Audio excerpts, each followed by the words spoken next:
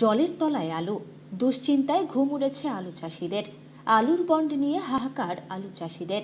অভিযোগ, আলু চাষিরা মূলত বন্ড পাচ্ছেন না, বন্ড পাচ্ছেন এক শ্রেণীর ব্যবসায়ীরা। যা ঘিরে জেলা জুড়ে ইতিমধ্যেই বিভিন্ন হিমঘরের সামনে বিশৃঙ্খলা তৈরি হয়েছে। প্রচুর হিমঘরের প্রয়োজন জানালেন এগ্রি মার্কেটিংয়ের জেলা আধিকারিক সুব্রত দে। আবহাওয়া দপ্তর আগেই জানিয়ে দিয়েছিল, দক্ষিণবঙ্গের পাশাপাশি উত্তরবঙ্গের জলপাইগুড়ি জেলা সহ কয়েকটি জেলায় ঝড়ো হাওয়া, বজ্রবিদ্যুৎ সহ বৃষ্টিপাতের সম্ভাবনা রয়েছে। এদিকে জেলা জুড়ে শুরু হয়েছে বিক্ষিপ্তভাবে বৃষ্টি।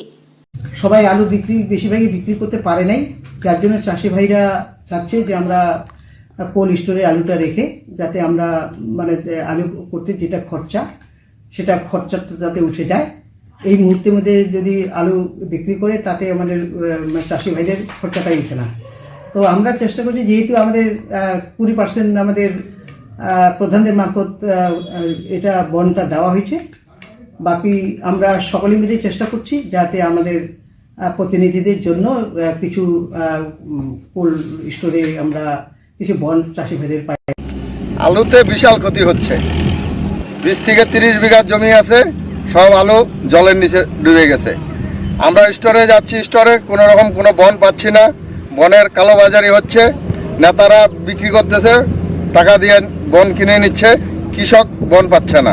গত বছর কতটা ক্ষতির সম্মুখীন হয়েছিলেন? গতবার এরকম আমার 25 বিঘা মাটি ছিল, একদম সেম কেস। একটা আলু উঠায় নিতে পারি না। এবার ঋণদার করে করছি, পাবলিক থেকে লোন নিছি, লোন নিয়ে করছি। এই বছরও স্টোরে বন পাই নাই, 50 প্যাকেট করে দিছে। 50 প্যাকেট বনে কি হবে আমার? এখনো কতটা আলু জলের নিচে আছে? এখনো আমার 15 থেকে 20 বিঘা মাটি জলের নিচে। এরকম কত কৃষক আছে আপনার মতো এরকম যাদের আলু জলের নিচে? আমার মতন এরকম অনেকেই আছে। কেবল 2 দিন 3 দিন কেউ উঠাইছে, যার 30 বিঘা আছে সে 10 বিঘা উঠাইছে, তার 20 বিঘা মাটি রয়ে গেছে। এই যে মাঠে এখন গাড়ি ঢুকানো যাচ্ছে, আলু কি তোলা না, গাড়ি ঢুকানো যাচ্ছে না, আলু উঠানো যাচ্ছে না। গাড়ি ঢুকালে পরে গাড়ি ফাইসে যাচ্ছে, গাড়ির ডামারে দিতে হচ্ছে, লেবাররা কাজ করতে যাচ্ছে না।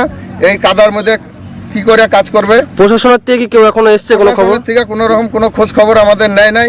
কেউ কোনো খবর নিচ্ছে না, কোনো নেতারা আসছে না, আমাদের দিকে তাকিয়ে দেখছে না।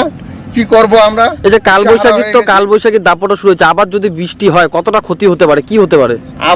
আবারও বৃষ্টি হইলে পরে যাও এখন 2-4টা উঠায় নেওয়া যাবে, আবার দুবারা বৃষ্টি হইলে সেটাও উঠায় নেওয়ার মতন কোনো পরিস্থিতি থাকবে না।